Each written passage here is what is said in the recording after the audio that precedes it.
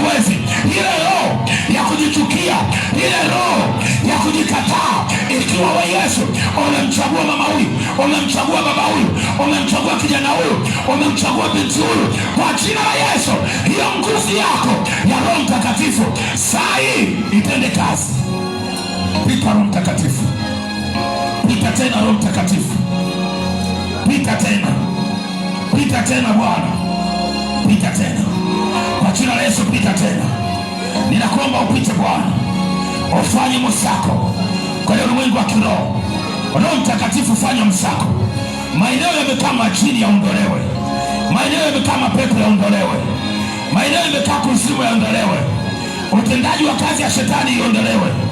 Yesu, ninaomba upite Bwana, ninaomba upite, ninaomba upite, ninaomba upite, ninaomba upite kwa jina la Yesu. Pita Bwana, kwa jina la Yesu, pita, pita tena Bwana, pita tena. Fungua watoto wako walio mtandaoni, fungua watoto wako kwa jina la Yesu. Fungua watoto wako, fungua mataifa, fungua mataifa mbalimbali kwa jina la Yesu.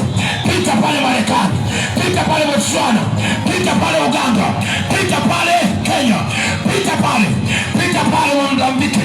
Yesu, pita, pita kila nchi, pita Bwana. Weka utukufu wako, weka majibu yako kwa jina la Yesu. Ninairuhusu nguvu yako iende Marekani, iwaguse watoto wako. Ninairuhusu nguvu yako iende hapo Kenya, iwaguse watoto wako.